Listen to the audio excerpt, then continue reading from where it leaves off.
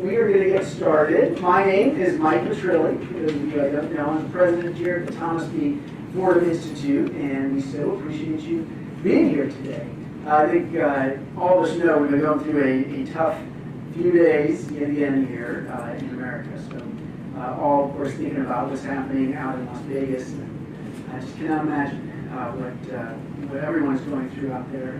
Special thoughts for the educators out there that are doing such really wonderful things as we try to pick up the pieces of another terrible tragedy. But we are here today to talk about education reform and specific state education policy. And we are calling this event today the ESSA Achievement Challenge. Now, if you have followed Thomas B. Fordham Institute over the years, you know we like competitions.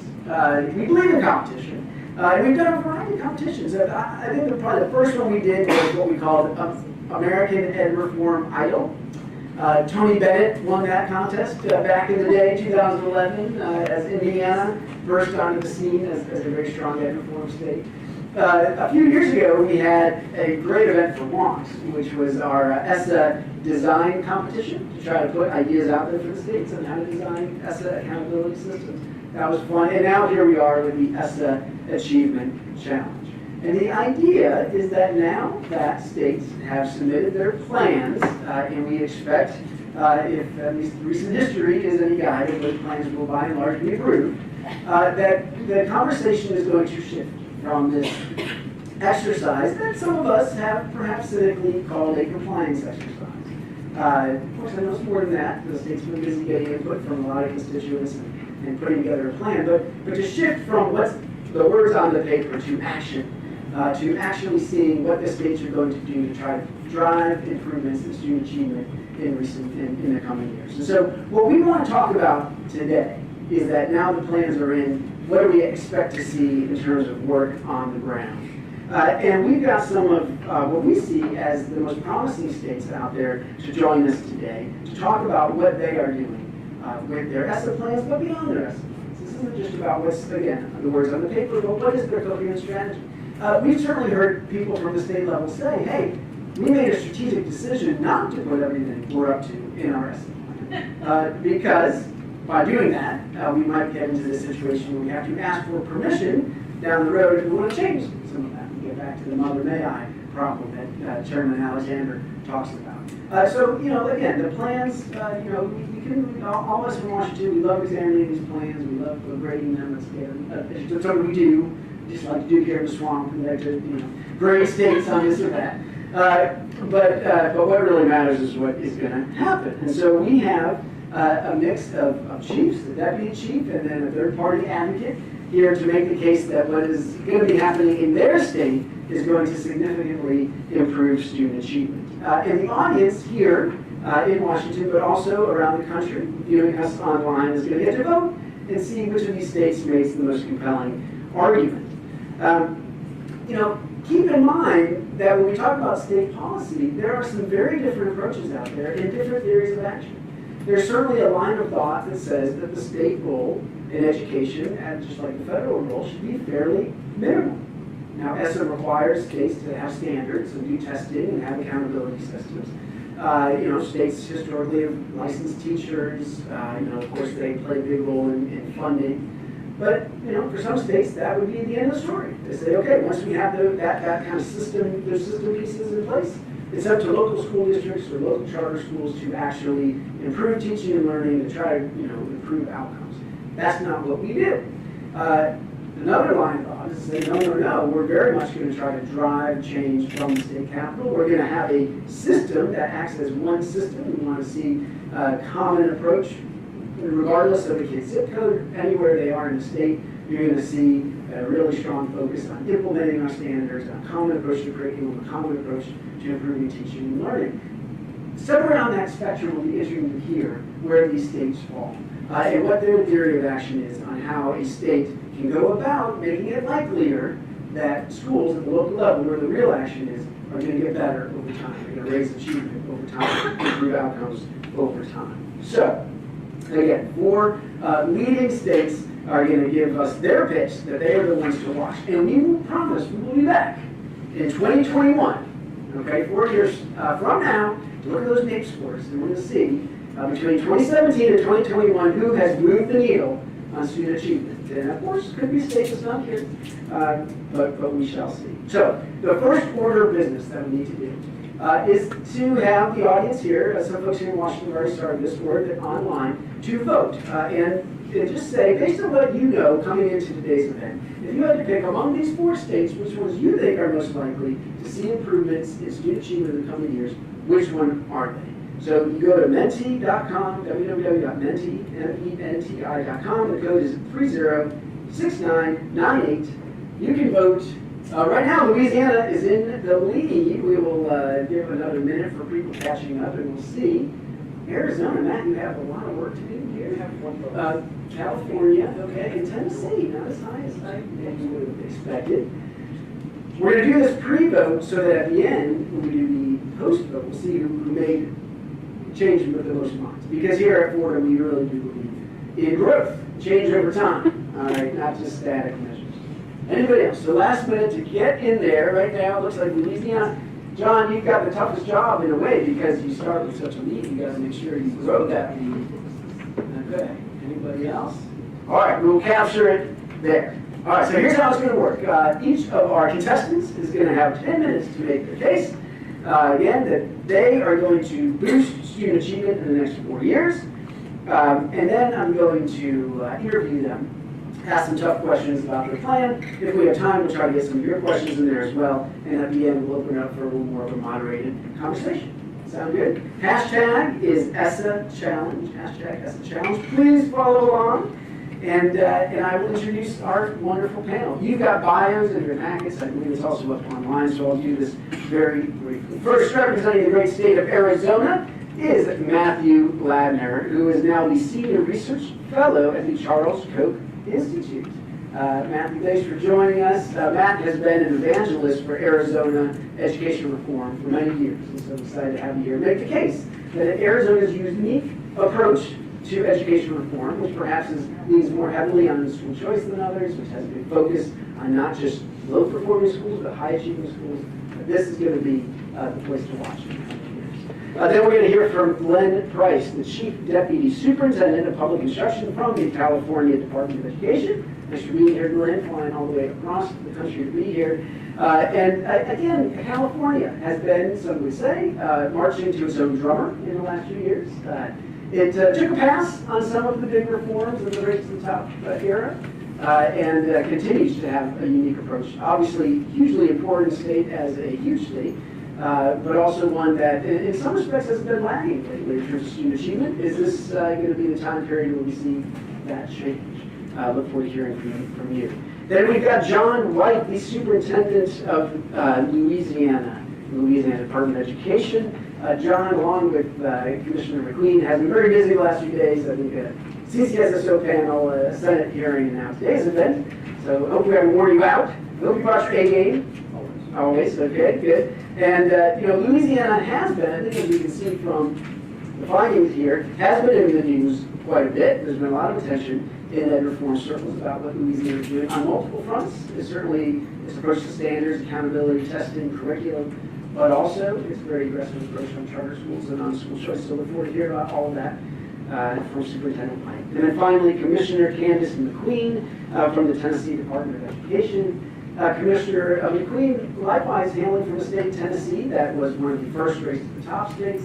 That's gotten a lot of attention for its stable leadership, for having now at least 2 governors in a row very committed to education reform, stability at the chief level, and just doing what it seems like everything that you can name in education reform. Tennessee is doing both K-12 but also at the higher ed level. And we're here, Candace, make the case that they're going to continue to see achievement gains in coming years. Maybe dig into why she thinks that is. All right, so are we ready? Are we ready for the contest to begin? All right. Then, let us start with Dr. Ladner. Tell us about Arizona. Yes? Let's see, I don't know how to use this. All right, Mike, thanks for having me here. I think it goes without saying that I have no official capacity in Arizona whatsoever. I just happen to live there and have been a close observer of what's going on. So I think the title of this is Arizona's Virtuous K-12 Cycle, or How I Learned to Stop Worrying and Love the Name. So to understand the virtuous cycle that Arizona has been under, it's actually kind of necessary to start with the old expression, to understand London, you have to go to Paris, right? So this is a map of the state of Ohio made by our friends here at Fordham. And what it is a school district map of the entire state of Ohio. In dark blue there, you see the school districts who are not participating in open enrollment, okay? I want to submit to you, take a close look at Columbus there, in Cleveland, and basically every major urban center is surrounded by suburban districts who are not participating in open enrollment, okay? We don't have a map like this for the entire country, but I suspect that most of the country would kind of look like this, okay? Now, I believe that part of the reason that we see Ohio working out that way is because Ohio doesn't have very many choice options in those districts, right? Compared to, say, for instance, Arizona, which is a much smaller state than Ohio. We have, for instance, far more charter schools in our towns, rural areas, and suburbs. We have more charter schools overall, right? But this actually basically compels a different scenario. So with my advanced graphics ability, I made a similar map of the state of Arizona. And again, the districts not participating in open enrollment are in blue.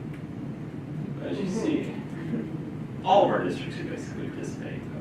And this is a slight exaggeration because there are some small rural districts that don't have the population densities for things like choice options that are including with each other, but these are very tiny districts for the most part.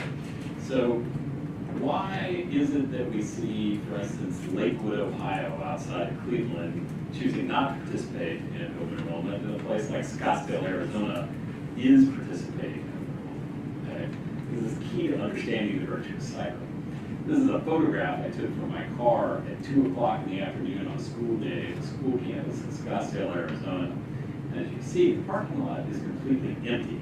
The parking lot in Scottsdale, which by the way is our version of Beverly Hills, right, in Arizona, is empty because this is a 127,000 square foot multi-building campus that has no students in it, okay? And the Arizona Auditor General report said that Scottsdale is basically built for 38,000 students, but it has 25,000 students enrolled, and 4,000 of those 25,000 students are out-of-district transfers, okay? That would rank Scottsdale Unified as the 9th largest charter management organization in the entire state of Arizona, okay? So, is Scottsdale Unified withering and dying under this competitive pressure? No, quite the opposite, right? We have 3 years of comparable data for the Scottsdale Unified District, and what we see is year by year the scores are getting better. That's a very healthy trend, and actually this is the trend statewide on our PARC test across a variety of different subgroups, is to see a lot of improvement. Now, this virtuous cycle, right, also has a very immediate and quick impact on charter schools, more so than the districts, far more, okay? So the state of Arizona gives 15-year charters. We sometimes get criticized for that. That's too long. But when you look at the data on closures, what you see is the average charter school that was closed in Arizona only lasted for 4 years and only had 62 students enrolled last year of operation, okay? So what we see here, right, if you think about this holistically, if you open a charter school in Arizona, your home district wants your students, Scottsdale Unified wants your students, the other charter schools want your students, and we also have private choice programs that make private schools an option. And that actually creates this intense competition that allows parents to take the lead in deciding which schools stay open and which ones close, okay? And that is a very healthy cycle if you assume parents kind of know what they're doing. Okay, so we go and look at the main data. We actually have state level data on 6 different tests that span from 2009 until 2015. Started in 2009 because that's when they redid the science tests. So this 4th and 8th grade math, reading, and science. And Arizona was actually the only state to make statistically significant gains on all 6 NAEP exams during this period, okay? The average state, when you net out increases from significant declines had an increase of 1 improvement, statistically significant improvement. I'm happy to say all my compatriots here did better than that. Okay? The national average was 1. This is not a great record going across the country. Arizona was consistently better than that. If you look at the data in a different way, the previous slide was just measuring over time gains. 2015 scores minus 2009 scores. You can also measure NAEP gains by a cohort, right? So for instance, in this slide, these are 4th grade scores in math in 2009, and then the same cohort of students as 8th graders in 2013, right? Basically, how much math did they learn between 4th and 8th grade? And we've compared it here to the trending in spending. Now, the Great Recession was very hard on Arizona. We have a housing-based economy. The Great Recession hit early and it hit hard and it lasted longer in Arizona. So as you see, we had one of the larger declines in per pupil spending, but we also had the largest gain in math knowledge between 2009 and 2013. Was this a fluke? No. You can track the 2011 4th graders to the 2015 8th graders and see exactly the same thing. Again, this is math, and if you look at reading, again, it looks pretty similar. About the 2nd biggest cohort reading gain and one of the larger declines in spending. Now, I'm happy to say that the economy has recovered and our spending is no longer declining. It's actually heading back up in the right direction. We've fully recovered from the effects of the Great Recession, but at least we're not dealing with trauma. So this is really an extraordinary achievement for our education system, our educators, our students. They went through an incredibly difficult period and actually showed very large improvements in outcomes. Okay. Now, some of you may be asking, why do you think this is parental choice related? Why do you think this virtual cycle had something to do with this? Okay. This is actually the same chart that I showed you before. The flag columns, the blue columns are still the national average. Okay. But I'm peel this chart like an onion for you because it's quite rich. Okay. First row is blue. This is the national average, not a lot going on here. Okay. The second set of columns in yellow are school districts in Arizona. You see, those are consistently better than blue. Okay. The next set of columns, those are the statewide averages for all students. And there in the back, these are the overtime gains for Arizona charter school students. Okay. As you can see, these are incredibly large gains. In fact, on the 2015 NAEP, Arizona charter school students scored like a New England state on all 6 exams, okay? Despite the fact that they educate a majority minority student population and only spend about $8,000 per pupil. They get less money than the districts. Note also that the gains for charter school students did not come at the expense of districts. The districts are performing better than the nation as a whole. If this was purely a situation where only the right kids are rushing off the charter schools, I would expect to see those yellow columns in the negative, right? That's not what we see. We see both of them increasing. Okay, so let me say something quickly about Arizona's ESSA plans. Arizona's ESSA plan relies on collaboration rather than coercive measures. There's a lot in there about the department providing technical advice to low-performing schools.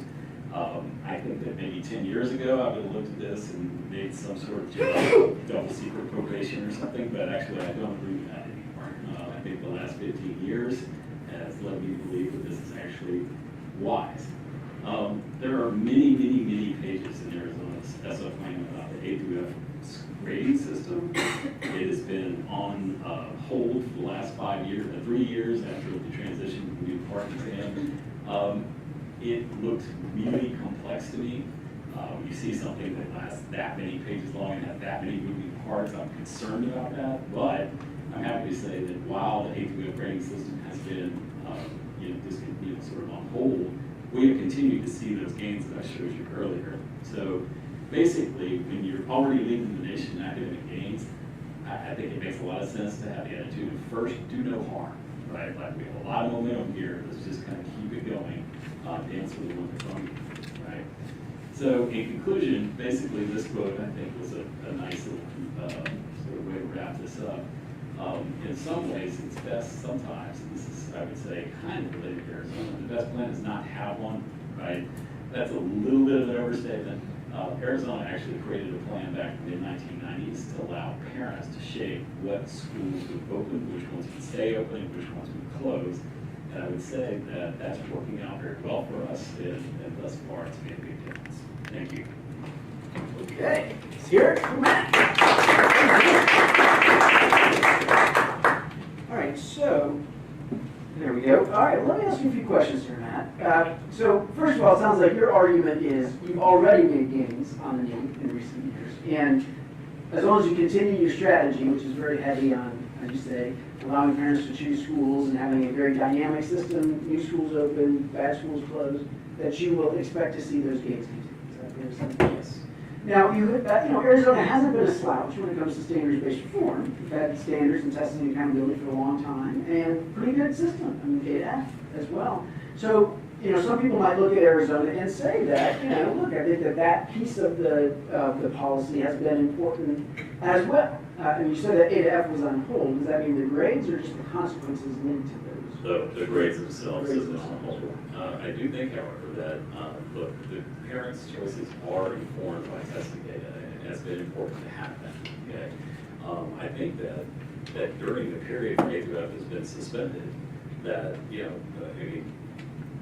web traffic that private groups like grade schools, for instance, get are far greater than those that our state Department of Education do. So we seem to be doing okay without it thus far.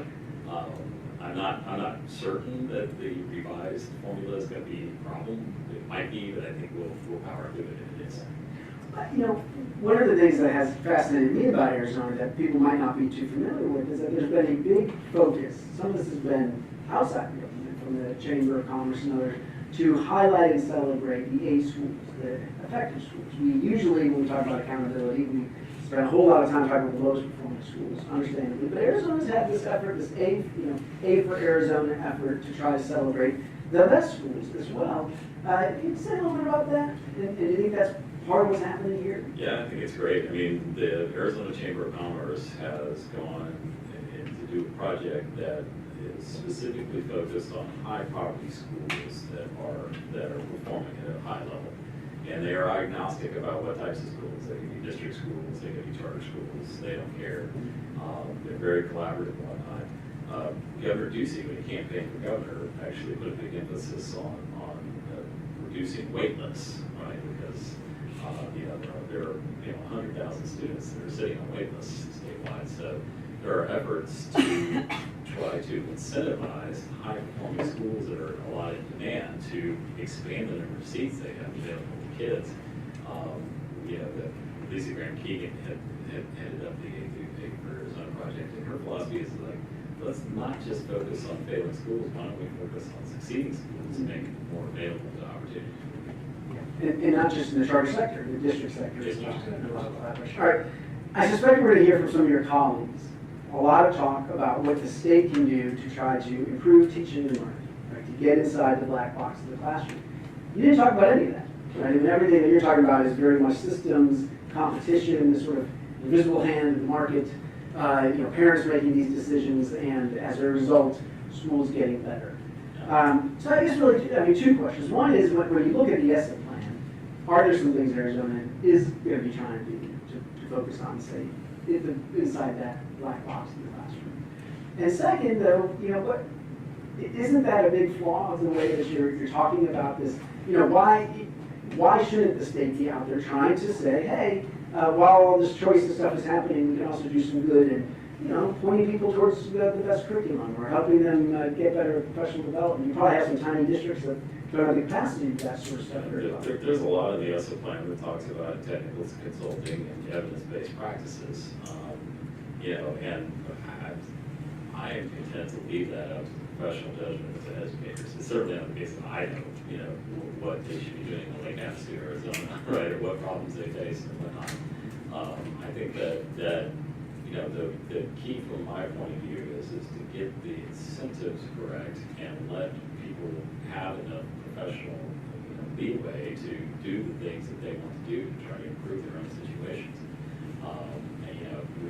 That's the thrust of what, it's not the only thing. There are other policies we can talk about, but I mean, it's the thrust of what we've been doing, and We're not a high-performing state yet, but you know, we are making a lot of progress. Okay, we will finish it with that. Thank you very much, Matt. Now we're on to our next contestant or victim, however you like to say it. Glenn, come on up and let's hear about California.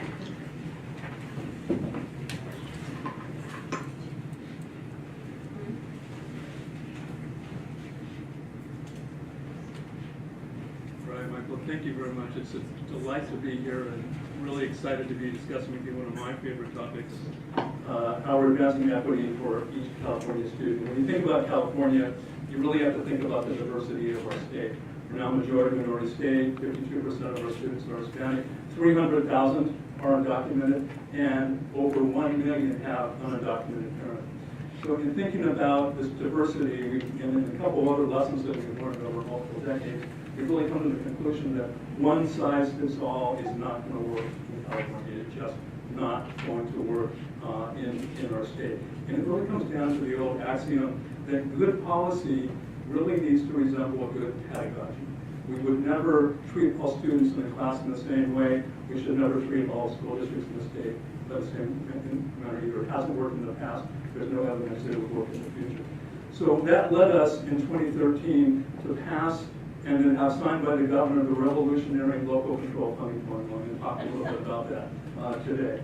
But it's almost impossible, in fact, it is impossible to think about California's ESSA state plan in the absence of thinking about the local control funding formula. That provides the context and the comprehensive picture with which we're moving in California. So what is the local control funding formula all about? Well, it starts with a very rigorous and steadfast commitment to rigorous standards and assessments. Our State Board of Education first passed state standards in 1997, and we have never looked back from that point. It then goes on to funding equity, and the local control funding formula is pushing out $10.1 billion to meet the needs of English learners, low-income students, and foster youth, so creating equity in funding. Using that funding equity to then develop strong and transparent accountability systems, and I'm going to get into that a little bit in this presentation. And the whole purpose of an accountability system in the view of California is to provide useful data that people can use to drive improvement. That's why we're doing accountability. And it's led us to move forward with some strong and creative work around continuous improvement policy in the state. Again, all focused on the diversity of each student in our state and meeting our equity goals.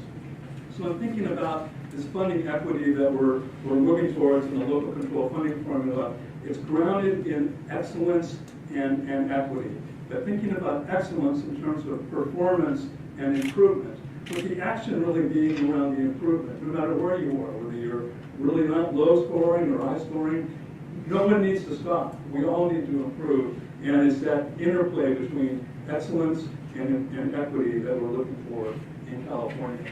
That's led us to really infuse that concept into our accountability system. And this is what we call our 5x5 grid. It's one of our indicators on integrating performance and improvements. If you look at the x-axis, it's about status. If you look at the y-axis, it's about change, so performance and improvement. And hold that orange box in your mind, because that's the goal that our Board of Education has set for every one of our state indicators, from there and above. So at least high on the performance level, and at least maintaining around change, if not better.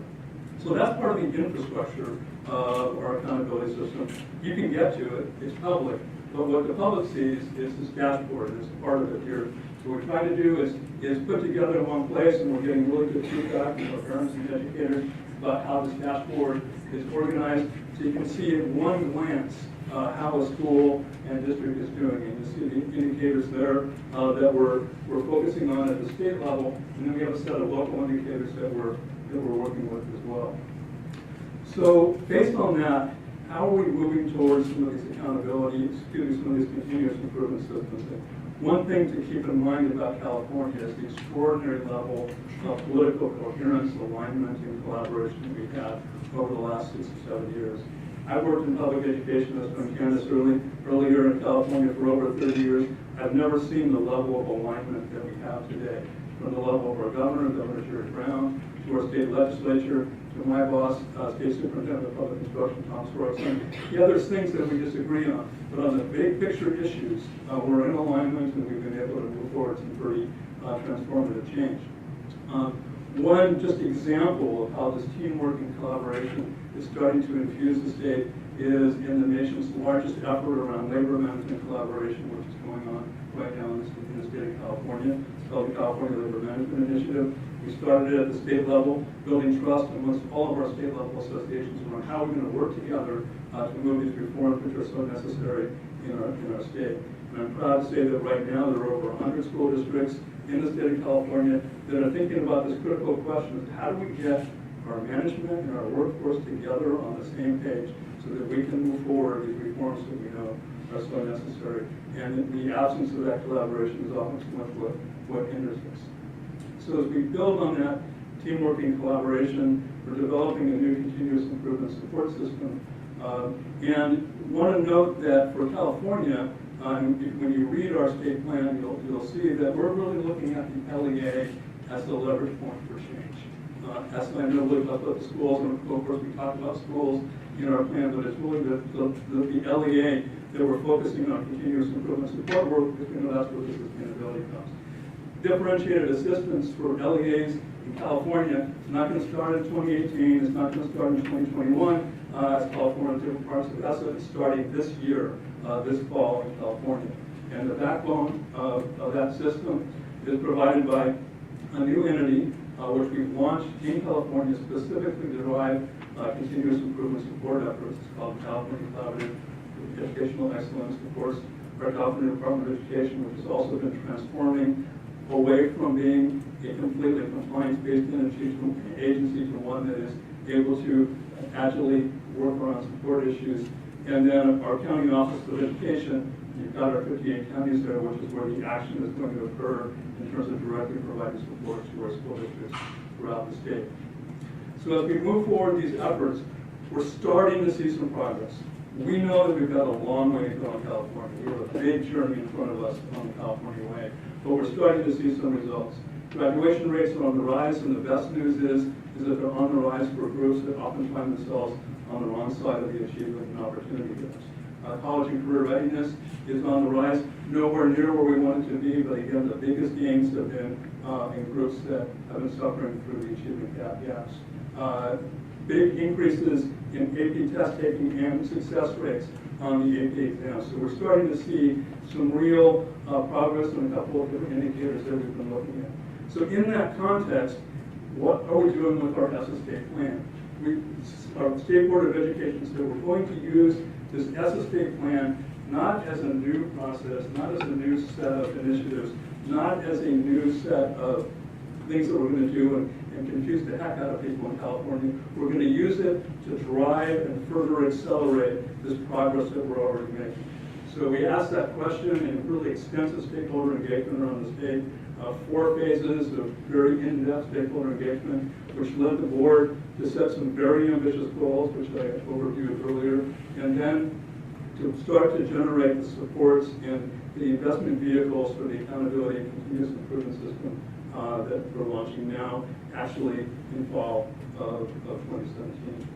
So one example of the kinds of initiatives that this is allowing us to do, you all know about the LEA plan. Of course, the ESSA template doesn't ask you to describe the LEA plan, but every school district in the state, in the nation, is going to have to do an LEA plan to describe what they're doing with ESSA funds.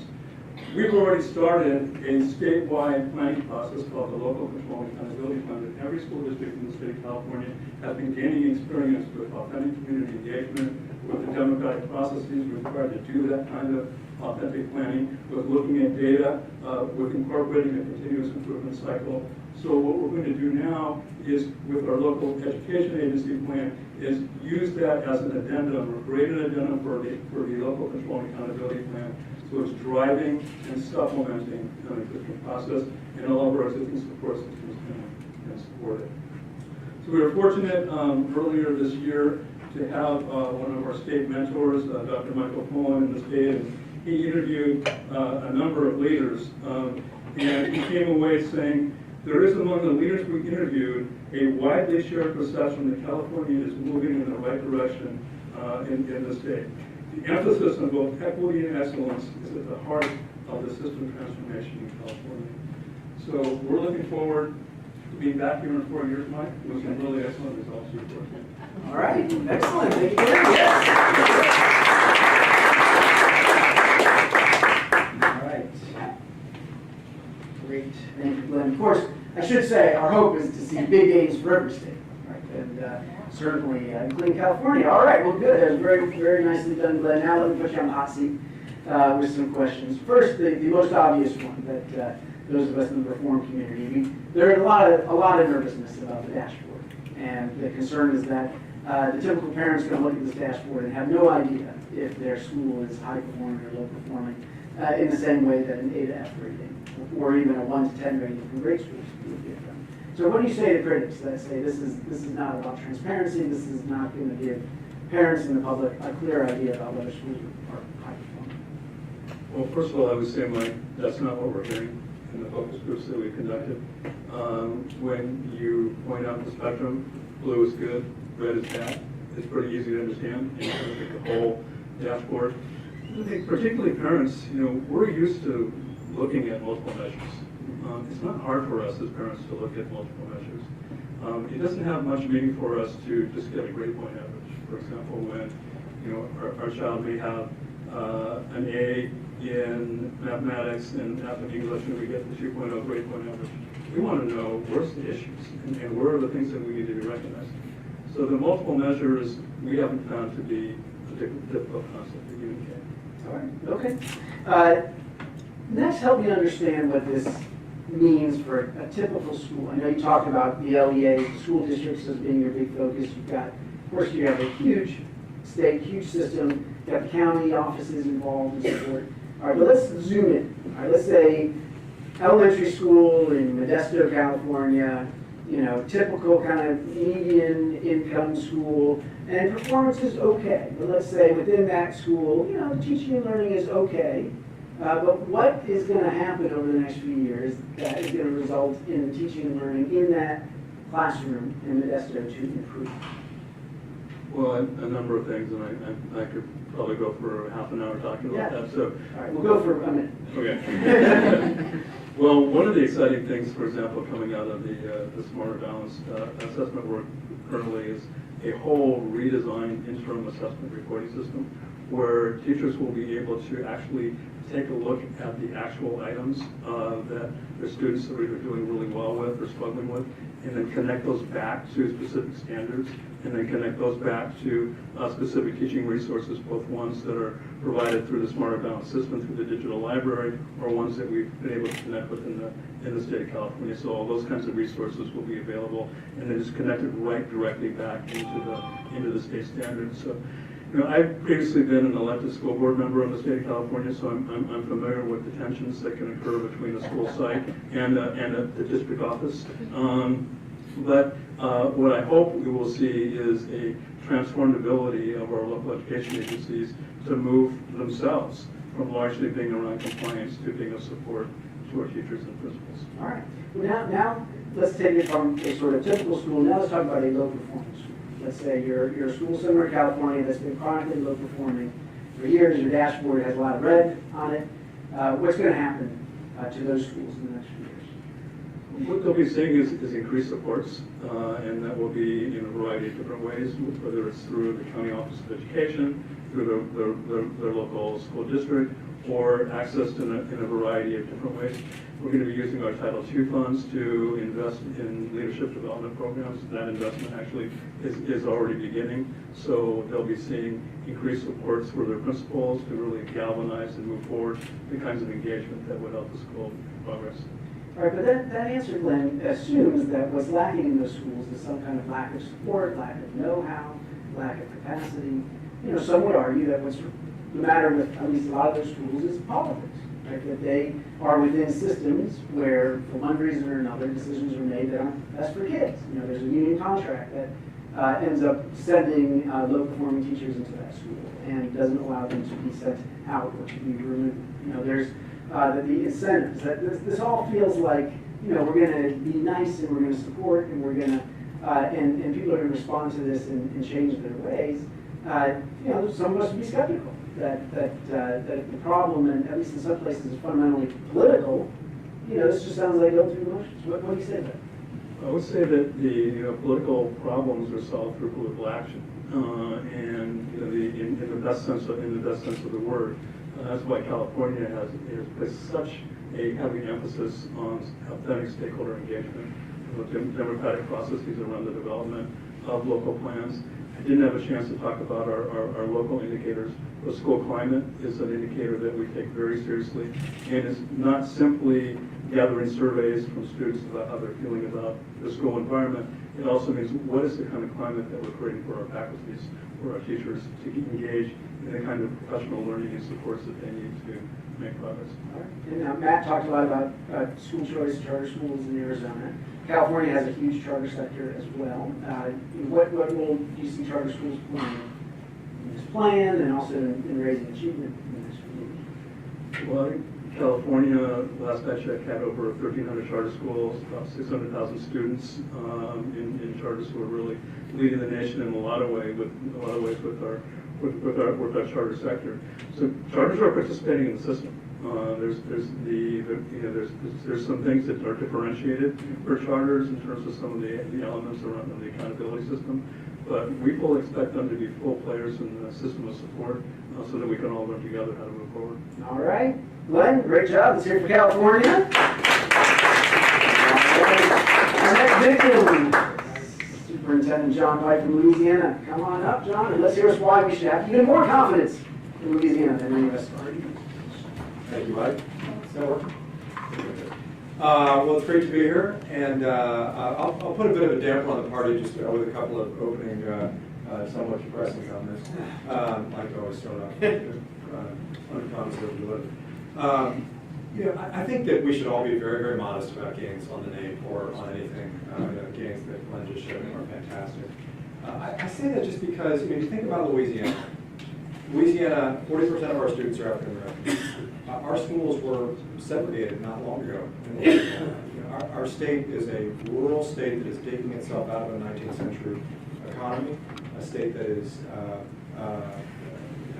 subjected 40% of its student population to segregation and slavery for decades and centuries. And so you should approach a challenge like the educational challenge, in my view, through that light, and you should therefore see progress humbly. It's an extraordinary accomplishment to make gains.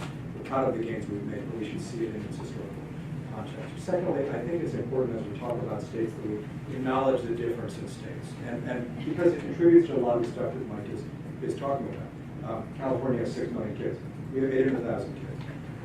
But the differences don't even, that's the tip of the iceberg. We're a low growth state. Matt talks a lot about growth as a factor in how we approach issues of policy and governance. We're a low growth state. Our LEAs, we have 69 local school boards. They average between 5,000 and 15,000 kids. We don't have anything like a 600,000-700,000 kid school system like California has. We have 69 LEAs that we are in touch with every day. I could put the superintendents of the school system in this room, and I know every one of them by name. That's a very, very different governing environment and a very, very different context in which to have this discussion. The last thing I'd say, just to frame the comments, is the idea, I agree with 90% of what Matt talked about. I would like those things to be in place in Louisiana. We've emulated a lot of what Matt and people who are oriented in his direction have talked about. On the other hand, I like 90% of what Glenn said. And I don't find in a context where you have some ability to control the policy environment, I don't find that there needs to be a binary choice between an orthodox markets approach and an orthodox kind of more traditional pedagogical approach. There are contexts in which a more traditional set of research-based solutions is appropriate. To do it without the dynamism of the markets would be ridiculous and silly. So I don't see either or here. All of which is to say, let's be real about history and see the educational challenge in the context of history. Let's be real about the distinctions among these states and know that the 4 of us may play similar roles, the 3 of us, and whatever you do. We may have similar roles, but in truth, our circumstances create different powers. And that's true of all state agencies and all state governments. And third, there are not, I don't think, probably hugely binary distinctions in the belief systems among the people here. Where appropriate, I choose a market solution. Where appropriate, I choose a more conventional solution based on what's best for the kids. And so it shouldn't surprise you than to hear in our plan that our plan starts with emulating the best practices of school systems from around the world. I believe in Louisiana our kids are just as smart, just as capable as any school, as any kids in America, and they deserve a system that draws from the most promising practices in the most promising states and the most promising countries around the world. We start that with a system of unified child care, pre-kindergarten, and Head Start. I think the governance of the early childhood system is one of the least discussed but most essential dysfunctional elements of the school system today. Finding a way to unify the early childhood system, especially among the dollars that are already being spent, not talking about universal pre-K or adding additional funds, but among the dollars that are already being spent, and providing a strong foundation and upward mobility for working parents is a starting point. Second, I really come to think of our core early childhood through 12 reform as not a standards-based reform, but as a curriculum-based reform. Curriculum has a much stronger research base, a much stronger evidence base than do standards. And absent strong curriculum, strong standards mean nothing. Curriculum is not confining, standards are confining. If you can find a way to have curriculum aligned with standards, aligned with formative and summative assessment, and professional learning at scale, you have the beginnings of a backbone of a system that is promising. And that exists in non-public schools, that's true in charter schools, and it's true in traditional public schools. But there has to be a backbone of quality, and the backbone can't just be standards. It has to be high-quality curriculum, and the measurements needs to be on top of it. Third, we prepare our educators now in the classroom through a 4-year residency under the tutelage of veteran mentor educators. There's a lot to say about the problems in the way that teachers and leaders are hired, are trained, are evaluated, on and on and on. But from my perspective, it starts with the fact that we don't treat it as a profession. We don't pay like a profession, we don't recruit like a profession, and we don't train like a profession. Training like a profession means you train under the tutelage of mentor educators as a junior educator, train through the system so that when we place you in a classroom, we have validated that you are an effective educator prior to full-time employment in the school, as we would with any other bachelor's requiring profession. Fourth, with respect to pathways out of our system, I believe we need to redignify career education. I believe we need to do more to accelerate kids' pathway through higher education, and I believe we need to make all of it more affordable to the people who exit our system. Unfortunately, a diploma in too many places has come to mean very little, because not only does it not validate the learning that happened prior to the child or the young person exiting 12th grade, but it doesn't validate for a next step in the economy or for in higher education. Louisiana is the only state in the country that requires that its students qualify for a 2-year or 4-year scholarship and graduate from high school, and requires the completion of financial aid forms in order to graduate from high school. 75% of our graduates last year completed the FAFSA. This year that policy comes into effect and will be closer to 100%. Finally, radical intervention in the most struggling circumstances. And I think to get to one of Mike's questions with Glenn later, and somewhat to play on what Matt said, we need to be real, that it looks very, very different for a state under a federal law to radically intervene in a city like New Orleans or Baton Rouge from what it looks like in a, what I'll call a kind of secondary city, a somewhat smaller city like Lake Charles, Louisiana, or Shreveport, Louisiana, from a rural environment like Richland Parish, Louisiana, the Mississippi Delta, the far west of our state, the Texas border. That's just a different thing, period, because the levers are different. And it's not an either-or thing, but you do need to ask different things of people locally if you're going to do that effectively. So those are the 5 pillars of what we do. And I could talk all day about choice. I believe in what Matt said. I love the idea of the comprehensiveness with which California is evaluating its schools. We have a singular letter grade measure in ours. But we've discovered over the ESSA process that we have some real challenges still in our state and some realities that we need to face. And this process helped us face up to them. First, an A letter grade in Louisiana has historically corresponded with an average proficiency of NAEP basic, meaning kids have NAEP basic literacy levels, NAEP basic math, NAEP basic content knowledge, and an A-rated school, therefore, in Louisiana is effectively averages NAEP basic.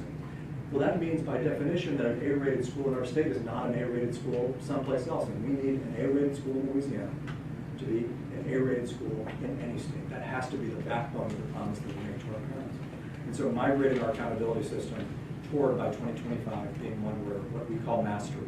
Mastery in 4 subjects is the average performance level in our state, makes us able to say that an A-rated school in our state is an A-rated school in Massachusetts, an A-rated school in California, Arizona, Tennessee, or anywhere else. Secondly, we introduced growth into our accountability system. And I do think we need to incent, in particular, the serving of students who are not at mastery. We need to incent the serving of students who are above mastery. And appreciated Mike's prompting on a lot of this before, his advocacy on this. At the same time, I do have some concerns about a purely regression-based growth model that compares kids to what I'll call, quote, like kids. And so we start our growth calculation now by establishing a target. That target is the prorated growth to mastery, NAEP proficiency, that student needs to make in that given year in order to be on track to A-level performance, meaning it is growth, and it's relative to the student's past performance. But it's also normed against a target that is a criterion reference target and not just a comparison with students who have similar challenges. Third, we began to introduce into our system at a small rate what we call an interest and opportunities indicator, which rewards schools' effort at providing music and arts, foreign language in the lower levels, and career and technical education courses, and early college courses at the high school level. But more than that, we're one of the few states that used the federal direct student services funding stream to actually begin to capitalize small providers in the way that I think Arizona's done so effectively, as Mike pointed out, with the higher performing schools, to begin to capitalize providers of career and technical services, of tutoring services, of, yes, ACT prep service, to make sure the low-income kids get that as well, of early college. I mean, across the spectrum, we have niches that schools, especially in rural communities, are not able to keep up with. There is no way we can expect single-site schools to provide the full universe of courses. And when you really look at the inequities in the system, rural and urban core low-income kids are getting a raw end of the deal when it comes, forgetting about cognitive achievement or education attainment, when it comes to just what they are offered. And there's no way to do it without capitalizing providers of those courses themselves. And I was actually somewhat disappointed to know that at ESSA, direct student services was so overlooked. I do hope some states will go back and revisit that. With respect to low-performing schools, we have a measure that will identify a fairly sizable number of schools as in need of comprehensive and targeted support. But, you know, honestly, New Orleans, where nearly 50% of the state's F-rated schools existed in 2007, now only 8% of the state's F-rated schools exist in. And Baton Rouge, similar. So our F-rated schools, our persistently struggling schools, year after year after year, abject rates of achievement, predominantly exist in low-income, overwhelmingly African-American rural communities and smaller cities. And that is an extraordinary challenge because KIPP and Achievement First and Teach for America, they're not going to be a part of that equation. And so we need to face realities about what you do in that situation. First, we want to make competitive. Glenn talked a little bit about this, that if you are applying for federal funds through the state, you must do some essential non-negotiables academically. We can talk about what that is, but I have no problem saying that after everything we saw with the SIG grants, accepting an application from somebody who refuses to adopt a high-quality curriculum, who does not have a plan for attracting highly effective educators into a failed school, that's not a plan that is worthy of funding. And secondly, we have every basis of evidence to show that there do need to be outside organizations that assist as intermediaries in the transforming of schools. That doesn't mean charter organizations necessarily. It could be, but it doesn't need to be. It could be, as in New York City, where I was deputy chancellor, that we recruit intermediary organizations who help to incubate and help to transform schools, but sustain the change in spite of the political vicissitude that Mike mentioned under local school boards. And finally, I think ESSA's provisions around the distribution of highly effective teachers, although I don't love every provision of that law, and I don't love the way that the previous administration went about it. I do think that as a goal, it's the right goal to think about. We want our most talented and effective people in front of our most disadvantaged kids. And yes, we've established the residency model, but it's also important, I think, that we get higher education and the alternative preparation programs invested along with us in the idea that we prepare teachers first for the places that need them most. And so in our ESSA plan, you'll see an accountability system that evaluates, among other factors, those programs on that basis. So humbly suggest that because I think what we've done tries to emulate the research, emulates the best work that's gone on around the world, that I hope we'll continue to see growth in spite of what is unquestionably a big mountain. Right.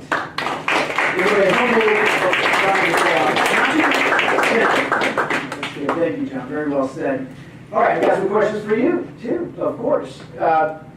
First of all, you said so well some points about curriculum-based reform. And this has been getting a lot of attention. At Florida, we have been huge believers in the importance of curriculum for a long time. I'm very glad that this is finally part of the national conversation. A great piece in Education Next by my colleague Robert Pretest about what John and his colleagues that went to Louisiana Chiefs for Change has a great piece out about that as well.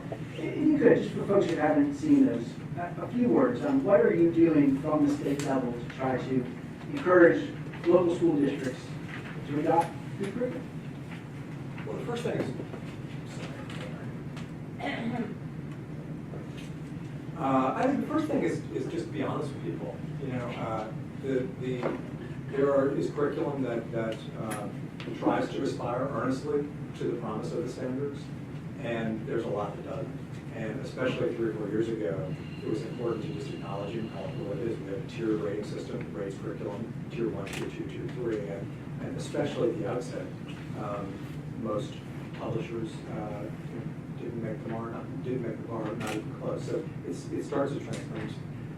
Second, unabashedly, we align all financial incentives around tier 1 curriculum. And you know, I'm feeling the eyes from Mr. Ladder over here. However, I would say that this was a surprise to me, honestly, that because I'm more from the charters and choice universe and have a more of an approach and orientation toward autonomy on these things. But the truth of it is, I've talked to too many teachers and reflected back on my time as a teacher, where people would say, well, you have a framework, you have the standards, and you have accountability.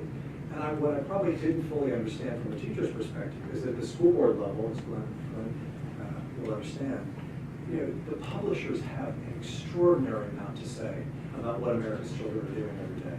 And it's through 3 lenses. It's through curriculum, it's through formative assessment, and it's through professional learning. And oftentimes it's done by the same company, peddling 1,000 different products.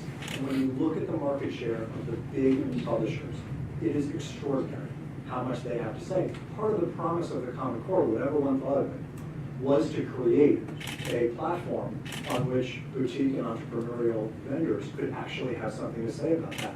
That's not going to happen until somebody steps up and says to school boards, hey, this is something worthy of scrutiny. It's the way systems work that are highly effective. It's not mandated, but it has to start with good information. And from that has come good solutions around open education resources we've developed ourselves as vendors and so on. And when you hear this, though, you think, oh my goodness, we're talking about a state in the Deep South. I assume when people say we believe in local control, and so when other state superintendents say to you, well, John, you got to understand we're a local control state. And if I try to incentivize the adoption of some curriculum, where I said everybody in the state has to do FAFSA, or everybody's got to train teachers in this way that has to do with the residency. Well, that's just not how we do things in our state. We leave that to the local level. I mean, what do you say to your colleagues about that? In other words, how do you manage this tension? Every state is a local control state. If another given person says, well, we're a local control state, it doesn't get any more local than Louisiana. So every state is a local control state.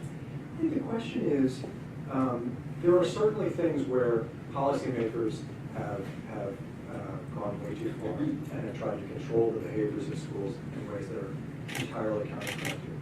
At the same time, I think reformers need to be real with the idea that very often we have, in order to kind of get to structural solutions, including market and labor solutions, we have avoided the very tricky question, which is what is actually happening within the walls of a school between 8 and 4, and what do I owe teachers because the school is not going to do itself. I abhor the legions of state consultants, state employee consultants that run around telling schools what to do. We don't have that, and I'm not interested in setting up. We only have 200 change employees for the entire state. I'm not interested in that. What I am interested in is in a strong backbone relative to a weak backbone. There's a backbone already in this country supporting schools. It's just an unscrutinized, vendor-driven backbone, and it's important that we acknowledge that. ESSA, summative assessment, accountability systems, that's only part of the backbone. Much of it is the vendor that's doing your in-service and you don't know what it is. is the one formative assessment that's misaligned with the other formative assessment. It's the curriculum that doesn't align with either one or the state standards, and then we ask people to be effective teachers. That's crazy. The state can make a difference by establishing essential conditions, fundamental conditions, that schools and school systems can then choose to take or leave. All right, we will leave it at that. Another round of applause for John Hall. And last but certainly not least, Commissioner McQueen is here from Tennessee. All right.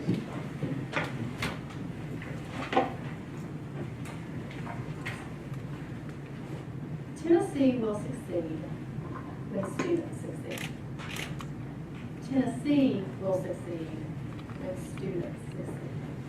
So today I'm going to take this a little bit of a different route. I want to know from you what you think about this plan and what you will say. So I envision, what do I think we will be doing in 10 years? What will you be able to say about Tennessee in 10 years? What will we look like in 10 years? And then why? What have we put into place now and in some years in the past to actually set up the conditions for what we will look like in 10 years to happen? And we believe we've set up conditions to give opportunities for over 1 million kids every year in our state. So here's the question: what will Tennessee be in 10 years? So number one, I think you're going to be able to say every child in Tennessee is growing. They're growing a strong foundation, and they're specifically growing that in literacy. And the reason you'll be able to say that is because we've increased our data system. We have deep data that's starting from day one with students that gives you better information about where students actually are on that pathway or trajectory to success. That data starts with kindergarten entry inventory that gives us better information around what kids are already experiencing some language deficit when they come to pre-K. What can we do along that spectrum in pre-K, kindergarten, and first grade to ensure that students are getting more of what they need through our RTI programs, or response to intervention and instruction? And then do we have deep enough data, and we'll be able to say we do, to show that we have effective teachers along that entire spectrum, not just at 3rd grade and 4th grade when state testing starts, but do we have information with our portfolio model that's giving us knowledge of, do we have the most effective teachers in these classrooms? We know our level 4 and 5 teachers are staying in our classrooms at a 94% retention rate. Our teachers that are a level 1 or 2 are not staying near as long. And that's because they're getting feedback around, you either need to change the career you're in, the career pathway you're in, or you're going to need to improve to stay in the classrooms. We also know that in early literacy, we have a statewide campaign, Read to Be Ready, where we have focused on what we have to do on a linear progression to actually improve the lives of all of our students. 1/3 of our students are reading on grade level. 1/3 of our students are reading on grade level by the end of 3rd grade. That means that we have a lot of students that are not reading on grade level by the end of 3rd grade. That's the same number of students that we see later actually not being successful in post-secondary. They're 4 times less likely to graduate from high school, and they're less likely to be competent to actually take on what they're expected to do when they get to post-secondary. Those numbers are almost identical. We said in our state, truly, the equity issue of our time is literacy attainment. So we've highlighted that with 200 coaches, 16 regional coach consultants, and a depth of training around knowledge-based competencies and the rigor of reading that has to happen on day 1 when students enter the classroom. That campaign is leading to impacting 45,000 kids across the state that are entering 1st, 2nd, and 3rd grade. And 9,000 kids were served last summer in summer grant programs where we were able to have depth of instruction that had statistically significant results for kids who were farthest behind. That pathway is strong for us, and we believe is setting us up for you to be able to say, at the end of 10 years, every child in Tennessee has a strong foundation, and every child will be reading on grade level. Second, we believe you'll be able to say all students are gaining high-quality, purposeful education aligned to meaningful expectations. Because we've been able to raise standards over the last decade, that has moved us on a path where we are the fastest improving state currently on NAEP. And I see you're going to have some competitors here. But we currently are moving at a rate where we finally are a state that was sitting in the bottom 40s. We're now in the top 25 of states and how we're performing in math and science. We were just pointed out on the science results as being the star of the star states because we closed the achievement gap in our science results between both males and females and in our different student groups. What we're proud of there is that this meaningful expectation has allowed us to dig deeper in what the standards require. So we now have our instructional practices that are aligned, as John said, with curriculum, with resources, and with actual engagement strategies to the standards, problem solving, critical thinking, and performance skills. And we've seen this past year with our new state test that students are moving. In fact, we saw the biggest movement from that below to approaching grade span. And we saw our students with special needs actually growing at a faster rate than anyone anticipated. And that's because we have a focus on every student through the depth of the standards in our classroom and a robust response to intervention instruction program across the state. You'll also be able to say we have purposeful education because we actually are giving you the data to know whether it's working. Our data systems are strong, and we've been able to dig deeper into standards level reports, as well as more specific information around formative assessments through a classroom assessment builder that aligns to what that summative test looks like. So you have control in your classroom of creating formative assessments, classroom-based assessments that are aligned with those expectations.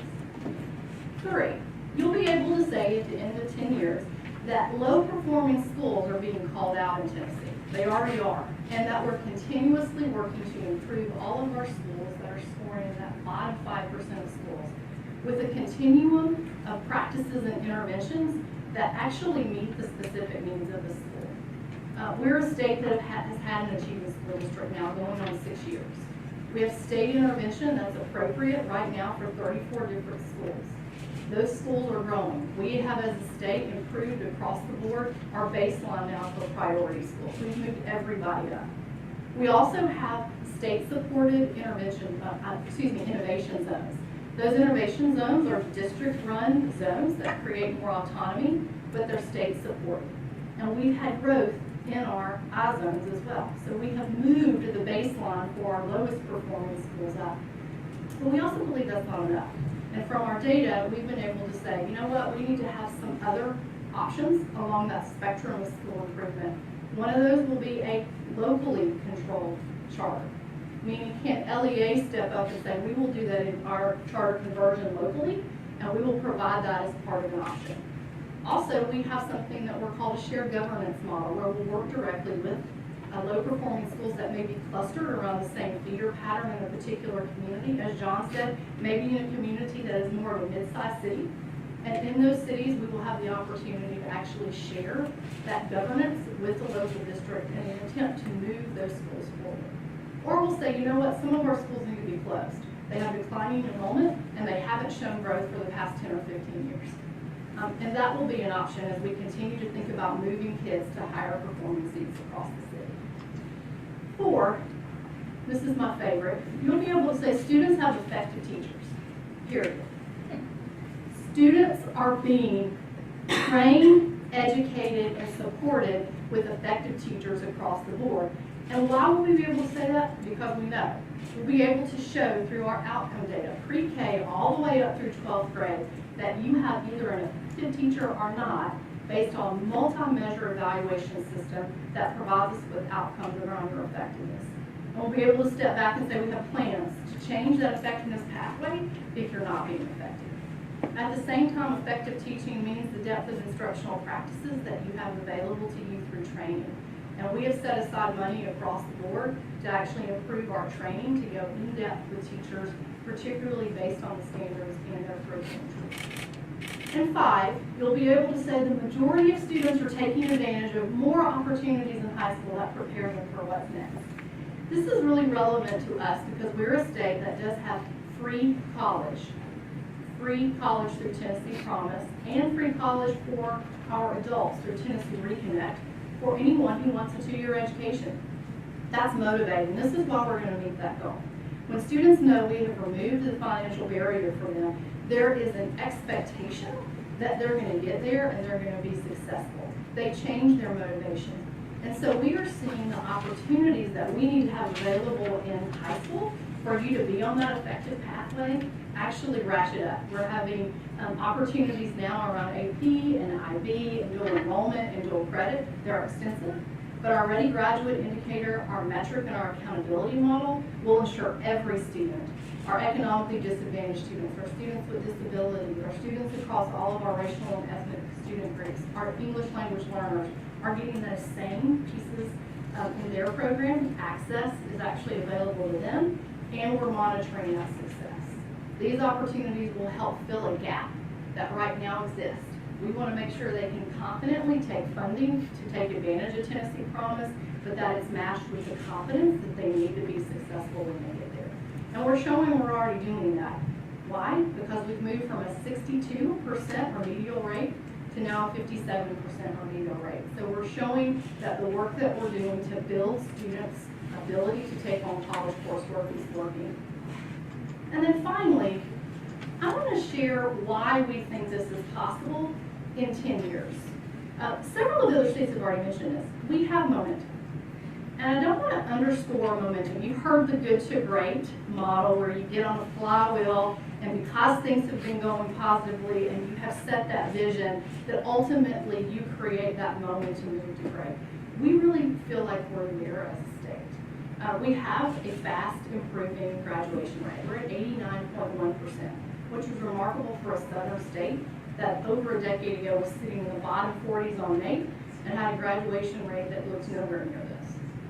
We also have improved across the board as we think about our NAEP results. At the same time, improving the number of kids who get AP opportunities across all student groups, and we're having success on that pathway of actually obtaining the credit in AP. We also have this moment for kids to go to college free that's paired with this ESSA moment that allowed us to actually have an investment in a plan that people can say is ours, with over 6,000 pieces of feedback that led to the ultimate ESSA plan.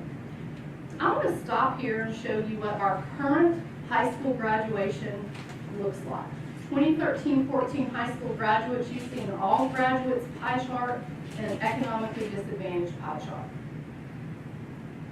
We also know that when kids have no credential, diploma, or degree and they go straight into the workforce, they're making a little over $10,000 a year, which is well below the poverty line.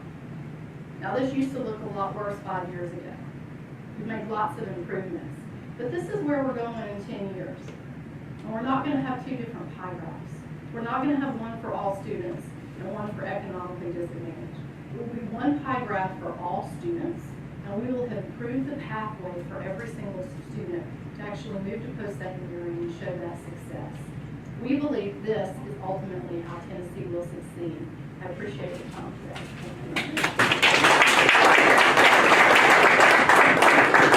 Excellent. Wow, and I have to say, all of our panelists really brought it today, and it is impressive and different, which, as John and others have said, is part of the idea of having states be allowed to go their own way and meet their own needs. All right, we're not letting you off the hook, Candace. We've got some questions for you. Tell us a little bit more about the curriculum piece. We heard John make this case about curriculum-based reform. You mentioned curriculum, but help us understand, have you gone as far as Louisiana has in terms of creating strong financial incentives, driving districts towards these improvement in Tier 1 curriculum? What does that look like? In our state, we have a very robust curriculum review process, but we have not gone as far as Louisiana has gone. We absolutely are looking at what they're doing, particularly in the area of literacy. What we are doing is creating some robust exemplar units that actually connect the knowledge-based competencies in science to reading, so teachers can actually use these exemplar units and well-built rigorous text sets. In kindergarten, actually we're doing pre-K ones as well, pre-K all the way up through 3rd grade, and those are being developed locally by our Reach to Be Ready coaches. So we've gone that direction in literacy. We are challenging our teachers right now to pick 2 different possible curriculum choices for pre-K to really ratchet up the rigor of what we're doing in a developmentally appropriate way with a curriculum that presents to our students knowledge-based competencies, not just learning phonics, but what do we need to do to build kids' knowledge, particularly if they already have a language deficit when they come into pre-K. And so we're narrowing the number of pre-K curriculum choices where right now we're in the wild, wild west. You have about 30 different curriculum choices. We're narrowing that to 2. And teachers are involved in that process to help us determine what would rigorous curriculum look like that's developmentally appropriate for that entire pre-K through 4 spectrum look like. Okay, sounds great to me. Let's ask the same question that I just asked John a little bit ago. When your colleagues from other states say, well, there's some of the things you're talking about we couldn't do in our state, we're a local control state, I'm in an achievement zone and taking over local schools or this work on literacy and curriculum. What do you say? How have you managed that in a southern red state like Tennessee? We're a state that's data-driven, and we're looking to continuously improve. I think using research and evidence-based practices can speak volumes. To say, what are our data telling us? Where were we 5 years ago? What were some of the things that we've done, and how have we improved? And we've done that by proactively reaching out to research partners to say, we want you to evaluate what we're doing. We've done that with the Achievement School District. We want others from around the country to say what's working here and what's not, because this is ultimately about students. It's not about what makes adults comfortable or districts comfortable. It's how are we going to ensure students are successful together. And we're doing the same thing as we look at our curriculum choices. Is it actually moving us to where we want to go? If it's not, then we need to step back and potentially narrow those choices to the evidence-based work we know works. All right, so that all makes sense to me, but is politics again, right? Some people would look at Tennessee and say, well, if there's anything that's going to throw you off this flywheel, this momentum, it's politics. So we've at least been reading about pushback to the Achievement School District. We see the anti-charter folks getting more active and winning some elections and seeing some success. So, you've had this political support at the governor level, legislature, but do you worry about that in Tennessee? Are you going to have the political sustainability to carry this through? Well, I'll say context matters. We have had almost 16 years of a strong governor that has actually set the pace for education. 8 years with a governor who was a Democrat, 8 years with a governor who's a Republican. So that does matter. And we've had a legislature that has definitely been proactive in terms of education and being supportive. We feel confident we're going to have another governor that's proactive in education, and the work that we're doing is meaningful to make sure we're closing that gap between K-12 and post-secondary. And why I'm more encouraged than ever is that our folks across the state get that. They get that post-secondary attainment, credentials, diplomas, and degrees. It matters to our workforce, and that's how we're going to ultimately get jobs to our state across our many rural counties. So if we don't highlight this, then we're not going to get to where we want to be as a state. And I actually think that knowledge is very present across our state at this point. All right, very good. Did you put that in your ESSA plan, that we plan to have a good governor elected next year? It's a footnote. Yeah. I think that would be, that's an excellent one, actually. It's from everybody's plan, to have good political leadership. All right, we are going to now shift to a conversation with the panel, and I want to start getting the audience in here. So start thinking about some questions. It could be for the whole panel. It could be a specific question you have for one state as you try to decide how you're going to vote the second time around. Folks that are watching online, please send that to our hashtag ESSA challenge, and I will be reading along here and try to pick out some questions. I want to ask you guys to do something. John hinted at this already. For each of you, is there something you've heard here today from another state that you now say, you know what? We should bring that back to my state too. I don't know, yeah, I mean. Mike's on. Yep. Yeah, I'm actually not agnostic on curriculum. It goes all the way back to, the project follow-through at the U.S. Department of Education. A huge, massive study that I found pretty compelling that some curriculum is actually way better than others. I think that's true. And, I was especially thrilled to hear that California is, when California says one size doesn't fit all, I think that's an important threshold. So what could that look like in Arizona? That, I'm not sure. We'd have to think about that. Very good. Glenn? I would do some of what Matt said as well, but I think I was really intrigued around the curriculum issues that John raised. And in California, we have something of a hybrid where we do state adoptions for K-8, but then we pretty much leave our high schools on their own. So we're interested in learning from Louisiana around high schools, and maybe also sharing some of the adventures that we've had recently. Our board just did a history social science curriculum framework, and from that, I think we've got some of the most advanced curriculum that's going to be going on in the country. It's one of the first adoptions that will really be threading through LGBTQ plus history throughout the whole curriculum, which I don't think has really been done before. You know, just to pause on this curriculum, I mean, it used to be dogma that you just had to leave curriculum to the local level, and that dogma seems to be changing. And what is it? Is it that we're hearing that teachers are tired of trying to build this on their own? I think it's a couple things. First, the truth of it is we didn't leave curriculum to locals. We left it to multinational publishers who have pretty much had their way within the American classroom. And I think some of us now, as the transition happened to new standards, got more in touch with the classroom, maybe more in touch with our own classroom experience, and have to talk to teachers. And one of the best things we did is we started a teacher leader piece of work where every year we gather with 8,000 teachers, and I'm in a room with 8,000 teachers. And you talk to teachers, teachers don't want incoherence. It's a big one. It's bigger than this. Teachers don't want incoherence. And what, charter school teachers don't want incoherence, non-public school teachers don't want incoherence, and district school teachers don't want incoherence. And we have to listen to that. Yeah. All right, back to the original question. I would just say, I think Arizona is fascinating. And and I think that it's important to acknowledge there probably is some bad that comes with the good, and I would be interested in hearing, not to say, and Matt's very, very transparent about what he sees as potential risks along with opportunities, but I have to say the idea of a system that's oriented as much around incentives as around controls, I think is a fascinating concept. And DC in almost no area is oriented that way. Most state capitals are not oriented that direction. So, respect to them for thinking of problems in new ways. And I can tell you, John, that I think the next frontier in Arizona, and it's only because, and we have a unique history. I totally agree with what you said about each state's circumstances being different.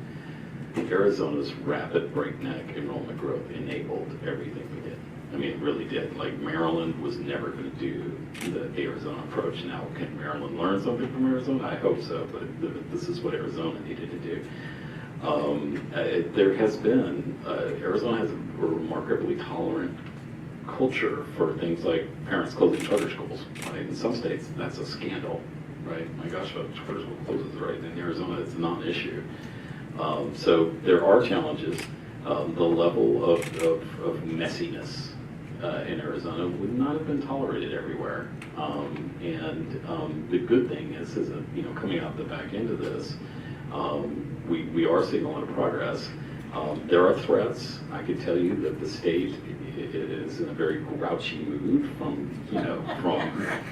having been one of the first states to go into the Great Recession and having faced there were real cuts in funding per pupil, right? This is despite efforts to stop it, right? That was all very difficult, but we kind of got through it. There are threats, and there will be mistakes going forward. All right, Commissioner McQueen, what do you want to borrow? I heard several excellent ideas. I would say in California, even with some of the criticism that I know has come with the dashboard, I think he just said when he was presenting that the parents and the folks who actually engage with the dashboard really appreciate it and understand the complexity. I actually think complexity can make something fair as long as you create transparency for everyone to be able to access it. And so I appreciated the thoughtfulness that's been put into the dashboard approach and would continue to encourage you, like I do our team. We've got to make sure it's very user-friendly and accessible for anybody to pick it up and understand it, even with the complexity that can make it much more just. What I'd love to remind states is that if you don't succeed at that, it doesn't matter. Nobody's looking at your grades. They're going to go to gradeschools.org. And so if you don't want people judging schools just based on proficiency rates, or in some states, proficiency and growth, and that's it, then yeah, you got to make your stuff really good. So you draw parents' eyeballs to your science. All right, we've got a question from the Twitterverse. James Paul asks, how will your states value the teaching profession, particularly how do we retain the best teachers in IE schools? Such a huge challenge.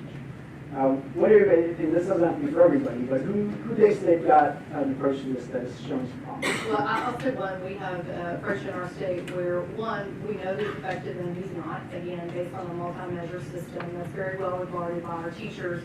Now 75% of our teachers say the teacher evaluation model in our state has actually helped them become a better teacher. That's a far cry from 6 years ago when it was about at 30-something%. So 75%, 80% of new teachers say it's helping them. So you have to know whether a teacher is effective or not.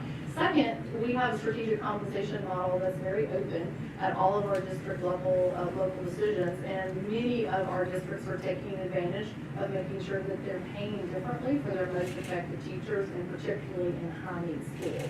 We feel like that has been positive. And third, we're continuing to promote different types of professional development and curriculum choices for schools where they feel supported in the work that they're doing in the turnaround environment.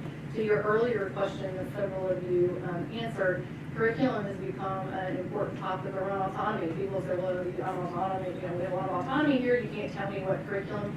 I believe that having some more narrow curriculum choices can actually open up the effectiveness, because you now have more autonomy to do something with a base, and you're not spending so much time finding something on the internet or pulling something from a textbook that you had to go find. So it opens up the autonomy and the creativity that sometimes is not there when you're, quite frankly, searching for things for 2 hours for a lesson plan. Okay. Glenn? Yeah. You know, just varying the last two questions, you know, in California, we've been very intrigued and are trying to push forward more residency models. I really was intrigued by Louisiana's model in that regard. So that's an area where we're going to be looking at very carefully. Secondly, I would say, going back to the discussion of climate, and to your point too, John, about how different we are, I think one thing that unites us from every state is really the need for a national crusade and a national kind of climate shift around what it means to be a teacher, the value of the teacher as the soul of our society, and make that shift. And that's certainly something that we'll be looking at in California. You know, there's the old saying that I'm sure we've all heard ad nauseum, that you can't, in going to the international kind of strategies and learnings, you can't fire your way to Finland. We need to really be engaging in the development of our workforce, and a lot of that is around changing climate. Really making sure that every single one of our teachers feels like he or she is valued and contributing, and then matching compensation to that level of value.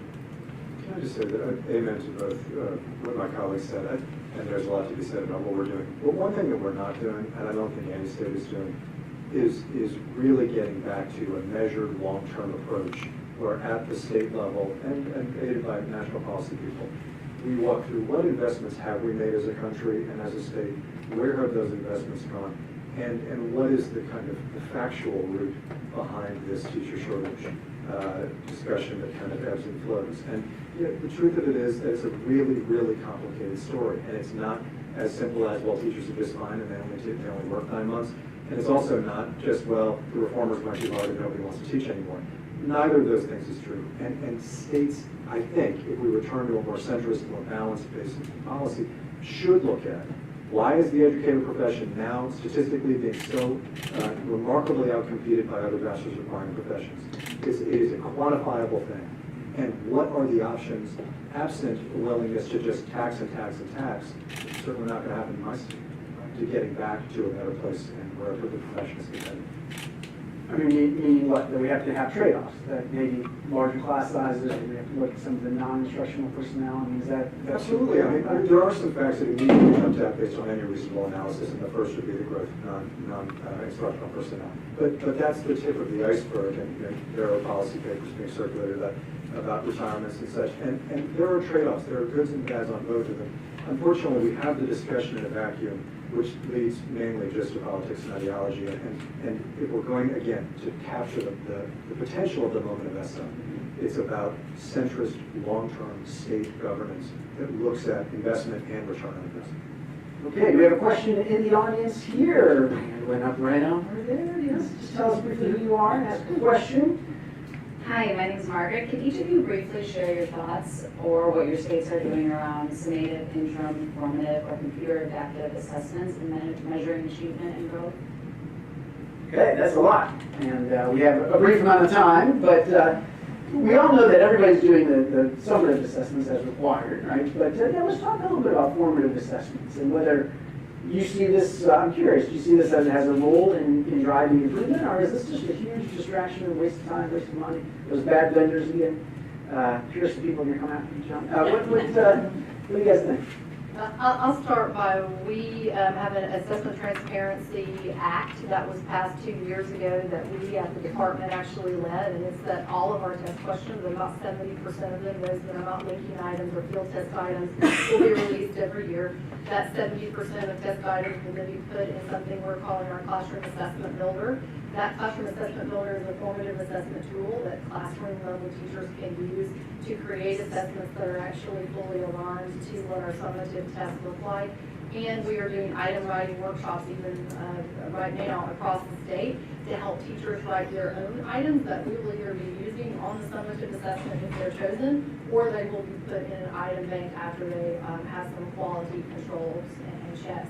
That's some of the very best professional development that we've been able to have across the state. But those are all roles that we believe the state should be taking to make sure there is an alignment in what's being used in the classroom. Yeah, I agree. We've just created our own series of summative and standards aligned diagnostics and formatives, free. They're secure, but they're free for LEAs to use, or non-publics to use. And, you know, again, we have the testing conversation about the 98.5%, or excuse me, about the 1.5% of the time that is involved in state testing.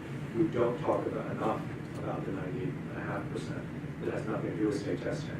And so what you end up with is accountability hawks defending an undefendable system, and at the same time, anti-accountability people talking about what actually is a school level issue as if it were a state level issue, and there the two shall meet. The place that the two meet is teachers could tell you. The formative assessment that they're given are all over the map. Many of them are legacy systems that are more about contracts than they are about their academic value. They take up time, they take up money, and we could get a lot better gain if we dedicated that time to something more productive. So we're trying to make this option available to be competitive on price, but mainly to be competitive on value, and allow districts to actually weed through. And when the Achievement Network is doing some work with our schools, statewide, rural and urban, to actually go through and say, okay, when you implement this, can you weed out the rest? And we're seeing tremendous effect. And, you know, now the personalized learning people will say, hey, some of the potential of this stuff is if you had a system where you did a formative assessment, identified areas where the kid needs to work on, and then sends them directly into curricular materials, some of it could be on devices where they can work on these things. And the College Board and Khan Academy do this with the PSAT now. iReady, will make claims that this is what they do. I mean, do you see this vision? We're going to talk about personalized learning. Do you see that as part of the solution? Well, it's not at moment in our state, but I'll say this, that is the tip of the iceberg in terms of the level of innovation that states as consumers can enact on assessment. And we don't think about it, we think about assessment as a measurement thing that's reasonably static and there's not a lot of room for creativity. I'd say that one thing we need to be looking at is, should our humanities and social studies tests actually measure the domains of knowledge that are taught in the curriculum over the course of the year? But that, rather than a content-agnostic assessment, a content-specific assessment, would be a radical innovation that takes years and years of investment. States should be doing that. They shouldn't have a law that's where they're prevented from doing that, but those things take time. I've got a question, and we'll do another one over here. Candace mentioned a great word used earlier, and it was students and motivation. Right? You said that because of the free college in Tennessee, students are motivated. I'm curious, we don't talk about student motivation a lot. We certainly don't talk that much these days about holding students accountable, like expecting them to demonstrate their competence in order to get a high school degree or to move on. Is that still the case in a few places? But when you think about your plans over the next few years, maybe for everybody, what is the role? How are these state plans going to get kids motivated and showing effort? Since none of this is going to make a difference if kids aren't working. How do you crack the whip, Dr. Ladner? Well, I mean, I think that students are more motivated when they get to attend a school that's a good fit for them, right? Whether that's a district school, a magnet school, church school, or whatever. We've actually have introduced some things like it's required that you pass a civics exam in Arizona now. There's no way to measure that, whether it's effective or not, but I think we've all seen the bad news on civics education. So you're right, though. We have basically aimed our accountability canons almost exclusively at the schools. And there's pluses and minuses on that front. So, I mean, And Glenn, I'm curious, in California, you've got this big shift at Cal State now, moving away from remedial education, putting kids right into credit learning courses. I mean, some of us would worry that the message is, hey, no matter whether you know the material or not, you're going to get to graduate from high school, and in fact, we're going to push you right into credit learning courses. And how do you guys think about that, about the students? I guess I'd like to combine a couple of the last questions together. So first of all, California is a strong and proud member of Smarter Balanced Assessment Consortia. We've been implementing the computer adapted tests, and we've seen very high participation rates, very low opt-out rates in our state. And as I mentioned earlier, we're really excited about the new interim assessment model that Smarter Balanced is rolling out, because it links directly back into standards and directly back into items that students are doing well on or not so well on, and then links directly back into resources in the digital library. It also allows classroom teachers to create groups of students relating to specific responses on the assessment. So we see that as really part of our future. So we got the summative and the interim, and then we're building capacity around the formative through all the investments that we're making around professional learning communities and professional learning throughout the state. The California multiple measure system also includes, and I think I touched on this a little bit during my presentation, a significant emphasis on school climate. And I see that as being pivotal around student motivation. Engaged students are motivated. And we as educators nationwide really have not done a good job, particularly at the high school level, in engaging our students in their school campuses. So the more that we think about that, and the more that we hold ourselves accountable for it, I think the more that we'll see some real gains in that regard. Then lastly, I think what we've seen, and John, Candace, and Matt have talked about this, some of the incentives that we have for our students. The CSU is utilizing the Smarter Balanced assessment for advanced placement into the courses, and we've seen that as being very motivating around application and participation in the Smarter Balanced assessment. I'd like to get to a place where South Dakota is right now, where we could be mailing emailing all of our high school seniors just a direct acceptance into the California State University system based on the course. And we're working on that, but we're not there yet. Okay. Anything else, John? I mean, these three states each have institutions within them at the community college and at the four-year level that I think have done some of the finest work in the country in actually reaching down into the high schools and creating an engine of opportunity. Higher ed should be the ultimate pulling of student motivation upward for opportunity, and too rarely is that the case. When you look at Arizona State, you look at Long Beach, I believe would be an example, and certainly you look at Chattanooga and some of the other work that's going on in Tennessee. It's really, really impressive and needs to be modeled. Yeah, I don't think you can discount that having essentially a free K through 14 system for all kids is motivating. To say, high school graduation now isn't the end, it's actually opening of the door with requirements around service and a mentor. And when I get those two things and help for FAFSA completion, and we have the highest FAFSA completion rate in the country, and it's because we have something that kids know that they can aspire to and can take advantage of. That's real. And so I talk to kids all the time. I've been in 700 and something schools over the last couple of years, and high school kids tell me, when I found out I could go to college for free, it changed my engagement. I now get, well, I need to be more engaged in math in ninth grade, and I see why that matters. We want to make sure kids are on pathways to 4 years, 2 years, technical colleges, credentialing programs, and we set forth high-quality CTE programs and high-quality pathways to make sure they're ready for taking advantage of Tennessee Promise and going forward. And we're doing that with all kids. All kids have this opportunity. And I think that's what has inspired, the state to say we can accomplish what we put forth because kids are motivated to do so. All right, we're going to have one last question over here, and we're going to get to vote again. Okay, so I'm Ashira. Hi. A number of you cited make achievement as state achievement. What would you say to parents who say that, high stakes testing is really risky, and there need to be other ways to measure improvement of the schools and of the state? And with that, what would you have instead as another way of measuring your achievement? Thank you. Well, first of all, NAEP is a low-stakes test.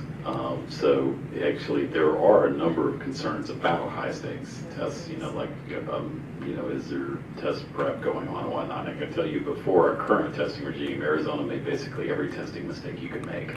Like, 10 years ago, items were way overexposed. They weren't rotated. There was massive amounts of test prep going on. And so what you would see in the state test is it's going up and the NAEP tests look flat, okay?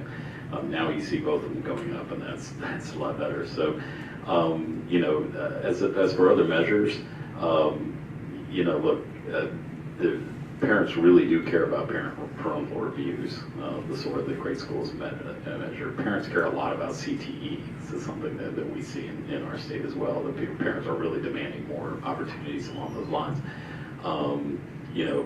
So I think that there is an opportunity in the long run to kind of move, and I think great schools and other platforms are doing this, to move more towards a Yelp-like system where, if a kid wants to take a MOOC from Stanford on calculus and take the course exam and get credit for it, we don't know whether that's appropriate for a high school student or not unless we ask the people that actually took the course, and that's kind of the future that I'd like to see. So in California, much like all the states represented here, we've made a very conscious decision.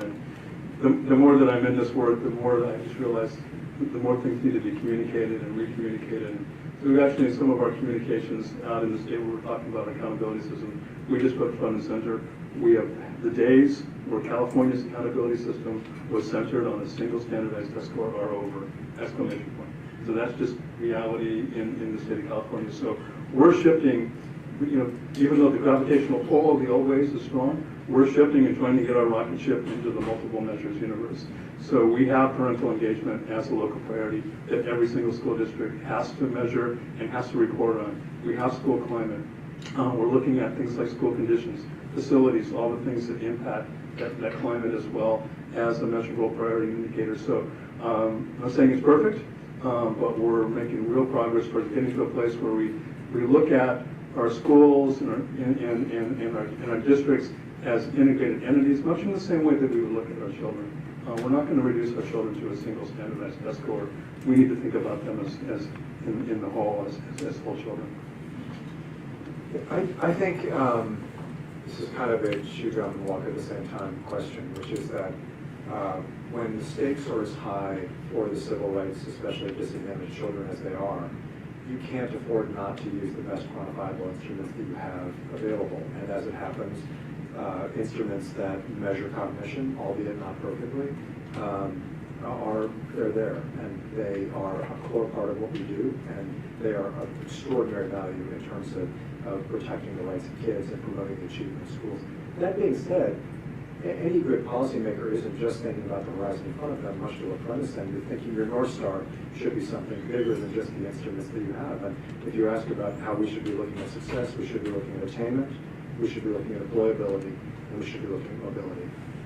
That is the ultimate function of the system, and a far better way of measuring the long-term value of the system than is the NAEP. But that doesn't diminish the NAEP, doesn't remotely do anything to diminish the NAEP. It just acknowledges the imperfections of that kind of instrument. And we do need to move the discussion more toward what K-12 systems are demonstrably promoting opportunity and equality. Okay.